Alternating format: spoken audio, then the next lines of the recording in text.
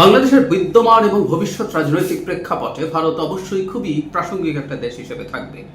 তারা বাংলাদেশ নিয়ে যথেষ্ট ভাবেন, বাংলাদেশের অভ্যন্তরে হস্তক্ষেপ করতে চান, তাদের মতো করে সরকার তৈরি করতে চান, সরকারকে তাদের মতো করে চালাতে চান, সবকিছুই তারা চান।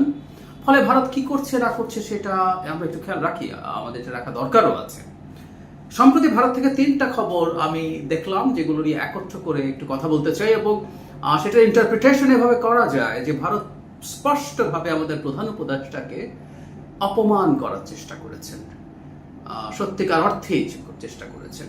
কয়েকদিন আগে আমি বক্তব্যগুলো নিয়ে কথা বলবো। কয়েকদিন আগে আমাদের প্রধান উপদেষ্টা বিবিসি বাংলার সাথে একটা ইন্টারভিউতে ভারতের সাথে সম্পর্ক খুবই ভালো আছে, ভালো থাকতেই হবে, ভালো থাকা ছাড়া উপায় নেই, খুবই অপটিমিস্টিক ধরনের কথাবার্তা বলেছেন এবং একটু বেশি অপটিমিজম দেখিয়েছে। আমাদের দেশে অনেকে সেটা ক্ষুব্ধও হয়েছেন। আমি প্রধান উপদেষ্টার পক্ষে দাঁড়িয়ে কথা বলেছি যে কূটনৈতিক টেনশন ডিএসকালেট করতে হয় মাঝে মাঝে, সারাক্ষণ সবসময় উত্তেজনা বাড়িয়ে চলা কাজের কথা না। কিন্তু স্বয়ং প্রধান উপদেষ্টা যখন ডিএসকালেট করার চেষ্টা করছেন, তখন ভারতের দিক থেকে এমন বক্তব্য দেওয়া হচ্ছে যাতে মনে হতেই পারে যে ভারত আসলে এই সরকারের সাথে কোনোভাবেই সম্পর্ক উন্নয়ন চাইছে না, রাদার তারা এই সরকারের সাথে তাদের সম্পর্কের চাপ টানা পড়েন সেটা পরিকল্পিতভাবেই কন্টিনিউ করবে, তাদের যে এজেন্ডা আছে। খেয়াল করি, প্রথমটা হচ্ছে বিবিসি বাংলা একটা দীর্ঘ রিপোর্ট করেছে এবং সেটার হেডলাইন এরকম করেছে, আবারও অন্তর্বর্তী সরকারের সমালোচনায় ভারত।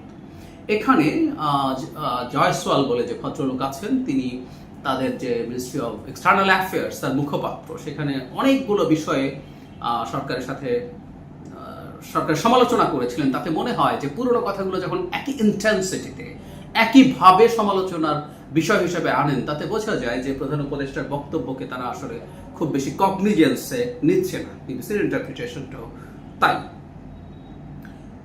ভারত 3-4টা বক্তব্য থেকে কি বলছে, শুক্রবার ব্রিফিংয়ে আবারও বলেছেন বাংলাদেশের হিন্দু সহ ধর্মীয় সংখ্যালঘুদের উপরে নির্যাতনের ঘটনায় ভারত চিন্তিত। তিনি জানান, গত বছরের 6 আগস্ট থেকে এ বছরের 16 ফেব্রুয়ারি পর্যন্ত সংখ্যালঘুদের ওপরে সে দেশে যে 2374টি হামলার ঘটনা ঘটেছে, তার মধ্যে মাত্র 1254টি পুলিশ যাচাই করেছে এবং এর মধ্যে 98% হামলাই রাজনৈতিক চরিত্রের বলে খারিজ করে দেওয়া হয়েছে। মানে তাদের দাবি মতে আমরা মাত্র অর্ধেকটা প্রায় হিসাবে নিয়েছি, বাকি বিরাট একটা অংশ নেইনি। তাদের এই যে সংখ্যার কথা বলছে, এটা কোত্থেকে তারা পেয়েছে আমরা আসলে জানি না। ভারতের ডিসইনফরমেশনের কথা আমরা খুব ভালোভাবে জানি। তারপর তিনি বলছেন, বাংলাদেশে হিন্দু ও অন্য সংখ্যালঘুদের জীবন, সম্পত্তি ও ধর্মীয় উপস্থাপনা রক্ষার দায়িত্ব সে অন্তর্বর্তীকালীন সরকারের, সে কথা আমরা বারবার বলে এসেছি।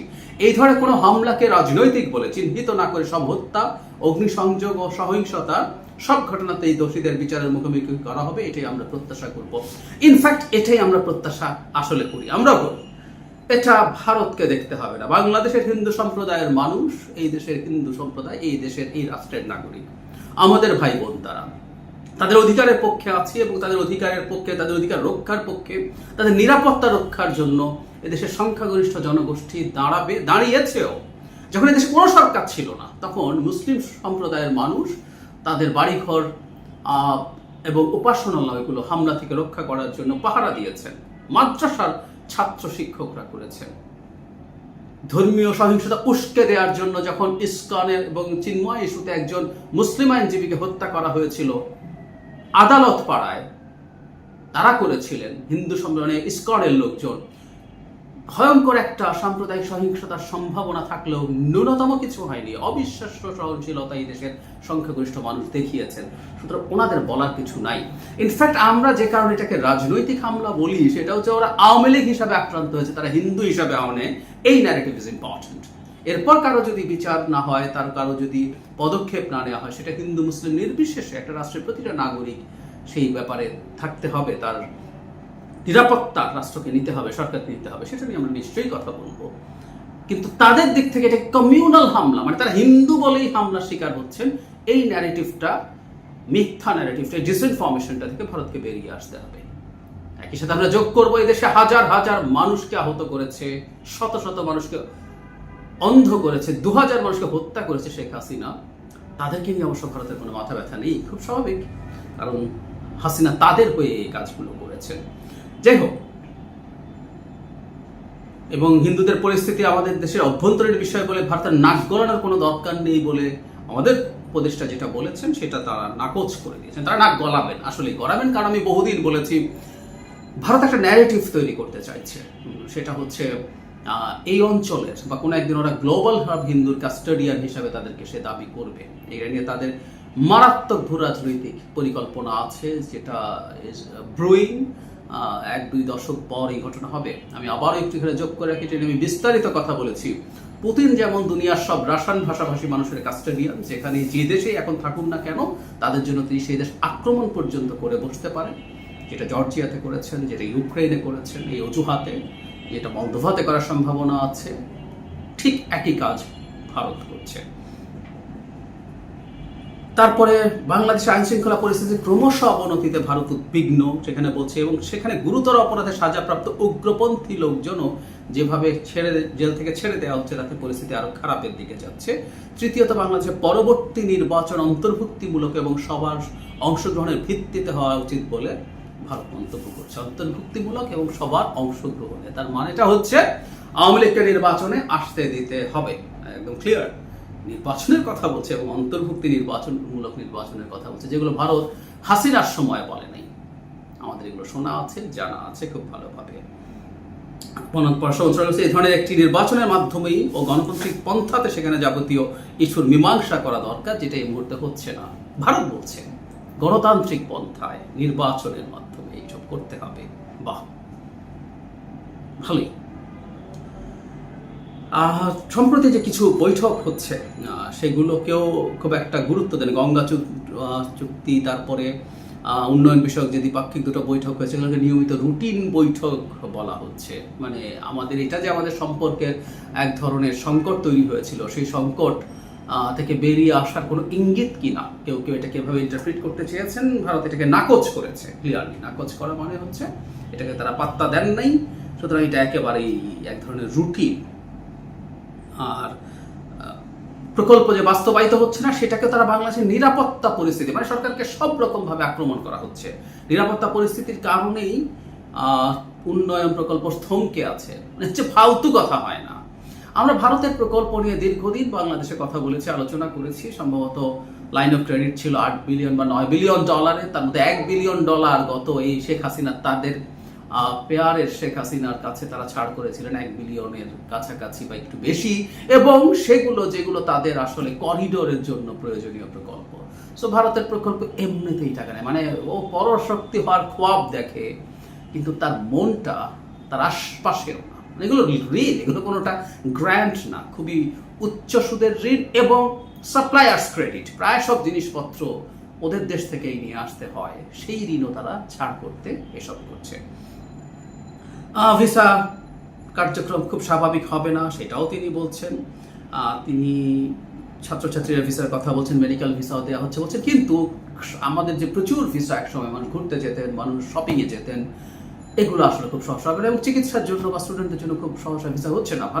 ভারত তার নিজের নাক কেটে আমাদের যাত্রা ভঙ্গ করা চালিয়ে যাচ্ছে। তার মানেটা হচ্ছে এই, ভারত আসলে এই মেসেজ দিতে চায় যে তোমাদের সাথে সম্পর্ক খুব ভালো হবে না। সম্পর্কের ব্যাপারে কেমন হতে পারে, কাদের সাথে হতে পারে, সেটার একটা ইন্ডিকেশন আছে। আমরা ভারতের সেনাপ্রধান আবার কথা বলেছে সেই জায়গায়।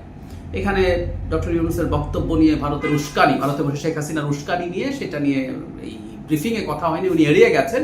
কিন্তু ভারতের লোকজন এখানে প্রথম আলো, বিবিসি যেটা করেছে, তারা ভারতের পররাষ্ট্র মন্ত্রণালয়ের দু একজনের সাথে কথা বলেছেন, সেখান থেকে তারা জানিয়েছেন যে শেখ হাসিনার ব্যাপারে বাংলাদেশ যেটা ইন্ডিকেট করছে, তারা এগুলো খতিয়ে দেখছেন, খতিয়ে দেখে করবেন টরবেন, মানে তারা এটাকেও পাত্তা দিচ্ছেন না, এভাবে বলবো।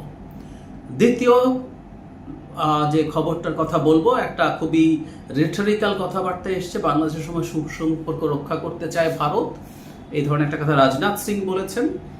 প্রতিরক্ষা মন্ত্রী, তিনি প্রতিবেশী সবার সাথে ভালো চায়, বাংলাদেশের প্রতিবেশী তাদের সাথে ভালো রাখতে চায়, একদম খুবই দায়সারা টাইপের একটা কথা উনি বলেছেন। কিন্তু ভারতের সেনা প্রধানের যে বক্তব্য, সেটা নিয়ে আমি একটু কথা বলতে চাই।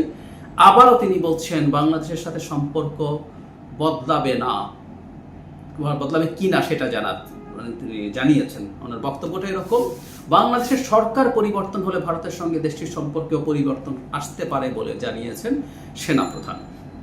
তিনি বলছেন সব সম্পর্ক মোটামুটি ভালো আছে, বলছেন সেনা সেনা সম্পর্ক খুবই শক্তিশালী, নিয়মিত তথ্য বিনিময়ের মাধ্যমে ভুল বোঝাবুঝি এড়াচ্ছে, তবে সরকার পরিবর্তন হলে এটি প্রভাবিত হতে পারে। এবং বাংলাদেশকে ইনফ্যাক্ট উনি ব্লেম করছেন একটা জায়গায়। বাংলাদেশ পাকিস্তানের সম্পর্ক নিয়ে প্রশ্ন উত্তরে সেনাপ্রধান বলেন, সন্ত্রাসবাদের কেন্দ্রস্থল একটি নির্দিষ্ট দেশে এবং তাদের প্রতিবেশী দেশের সঙ্গে সম্পর্ক থাকলে আমাদের চিন্তা হওয়া উচিত, কারণ সন্ত্রাসবাদের বিষয়টি ওই দেশ থেকেও ঘটানো হতে পারে, যা আমাদের প্রধান উদ্বেগ। একদম খুব ক্লিয়ারলি তিনি বাংলাদেশের সাথে যে সাম্প্রতিক সময়ে পাকিস্তানের সম্পর্ক ভালোর দিকে যাচ্ছে, এটা খুব স্বাভাবিক। পাকিস্তানের সাথে আমাদের একটা ভালো সম্পর্ক এমনিতেই লাগবে, and India will have to accept that. Sheikh Hasina ভারতের প্রেসক্রিপশন নিয়ে পাকিস্তানের সাথে শত্রুতার সম্পর্ক করেছেন, সেটা তো হতে পারে না। আমরা প্রত্যেকটা দেশ যার যার সাথে আমার বেনিফিট আছে সেটা আমরা করব, কিন্তু যেটা হয়েছে এখন ভারত যেহেতু বাংলাদেশকে ছেড়ে বাংলাদেশের সাথে সংঘাত তৈরি করে দূরে সরে রাখতে চাইছে, পাকিস্তান তার সম্পর্ক এবং এনগেজমেন্ট, শুধু পাকিস্তান না, চায়নাও এনগেজমেন্ট অনেক বাড়াতে চাইছে, উইচ ইজ ভেরি ন্যাচারাল। কিন্তু ভারতের সেনাপ্রধানের এই বক্তব্য, উনি কিন্তু এখন প্রচুর কথা বলছেন বাংলাদেশ ইস্যুতে। ভারতের এটা একটা কৌশল আমি মনে করি যে রীতির বিরুদ্ধে গিয়ে, রীতির বাইরে গিয়ে সেনাপ্রধানকে দিয়ে এই ধরনের বক্তব্য দেওয়ানো, মানে গুরুত্ব দেওয়া। তারা বাংলাদেশে পাকিস্তানের ISI এর গোয়েন্দারা আছে, ভারতের চিকেন নেকের কাছে গেছে, সেনাপ্রধান এই ধরনের, ভারতের সেনাপ্রধান এই ধরনের কথা বলেছেন, এবং একই সাথে নির্বাচিত সরকারের সাথে ভালো সম্পর্ক হবে ভারতের, এই আলাপ তিনি কিছুদিন আগেও করেছেন। এগুলো সব কিছু আমরা যদি একত্র করে, এটাও ডক্টর ইউনূসের উপরে তীব্র চাপ দেওয়ার মতোই, যে মানে তোমার সাথে আমাদের আর ভালো কোনো সম্পর্ক এবং এনগেজমেন্ট হবে না, এই বার্তা দিয়ে দেয়া। এই সব কিছু কখন ঘটছে? যখন আমাদের প্রধান উপদেষ্টা তার জায়গা থেকে খুবই লিবারেল, খুবই আশাপ্রদ ধরনের একটা আশাবাদ দেখিয়েছেন, খুবই লিবারেল আশাবাদ, মানে এতটা আশাবাদ দেখানোর কথা ছিল না, যেটাকে আমরা কূটনৈতিক ভাষায় এভাবে ইন্টারপ্রিট করতে চেয়েছি যে তিনি ডিএসকালেট করতে চেয়েছেন। কিন্তু ভারত এই বার্তা আসলে দিয়ে দিল জাস্ট তার এই ইন্টারভিউর 2-1 দিনের মধ্যেই, যে তারা আসলে বাংলাদেশের সাথে, অন্তত এই সরকারের সাথে, তাদের ভাষ্য মতে আসলে এই সরকারের সাথেও না, বাংলাদেশের কোনো সরকারের সাথে ভারতের একটা ওয়ার্কিং রিলেশনস তৈরি হওয়ার সম্ভাবনা আমি দেখি না, যদি না তারা প্রায় শেখ হাসিনা না হয়ে ওঠে। বাংলাদেশে একটা নির্বাচিত সরকার, সেটা যদি বিএনপি যদি আগামী নির্বাচনে নির্বাচিত হয়, শেখ হাসিনা দূরে থাকুক, 50% শেখ হাসিনা, 40% শেখ হাসিনা, 30% শেখ হাসিনা হওয়া সম্ভব না। ফলে আমাদের কারো সাথে, কোনো সরকারের সাথে এটা সম্ভব কিনা আমি জানি না, মানে ইভেন বিএনপির মতো দল বা অন্য কেউ যদি ক্ষমতায় আসে, সে যদি ভারতের সাথে শেখ হাসিনার অর্ধেক বা কোয়ার্টার হয়েও সুসম্পর্ক রক্ষার চেষ্টা করে, এবং সে যদি নির্বাচনটাকে ম্যানিপুলেট করতে না চায়, সে কিন্তু আর নির্বাচিত হবে না। সুতরাং আমরা ভারতের সাথে দীর্ঘমেয়াদে একটা খারাপ ধরনের সম্পর্ক দেখতে পাচ্ছি, এবং বলা বাহুল্য এটা তাদের দায় পুরোপুরি। 15 বছর এই দেশটাকে, গণতন্ত্রকে, আমাদের প্রতিষ্ঠানগুলোকে, সবকিছুকে, আমাদের জীবনকে ধ্বংস করার পরও ভারতের মতো এই দানব রাষ্ট্রটার এখনো বোধোদয় হয়নি। এখনো সে একই রকম আচরণ চালিয়ে যাচ্ছে, চালিয়ে যাবে। আমরা অন্তত একটা জায়গায় আমি আশা করি, এই সরকার তো বটে, ভবিষ্যতে যে সরকার আসবে তার প্রতিও আমাদের এই তীব্র চাপ জারি থাকতে হবে। কোনোভাবেই ভারতের সামনে মাথা নত করা যাবে না। আমাদের বর্তমান অন্তর্বর্তীকালীন সরকারের যাবতীয় সমালোচনা বহু জায়গায় থাকতে পারে, কিন্তু একটা জায়গায় তিনি আমাদের আত্মমর্যাদার যে বেঞ্চমার্ক তৈরি করে গেছেন, সেই বেঞ্চমার্ক আসলে অনাগত সব সরকারকে ফলো করতে হবে। আদারওয়াইজ তারা নির্বাচনে হেরে যাবার ঝুঁকি তাদেরকে নিতেই হবে। আমরা এই জায়গাটার ব্যাপারে খুবই ভিজিল্যান্ট থাকবো।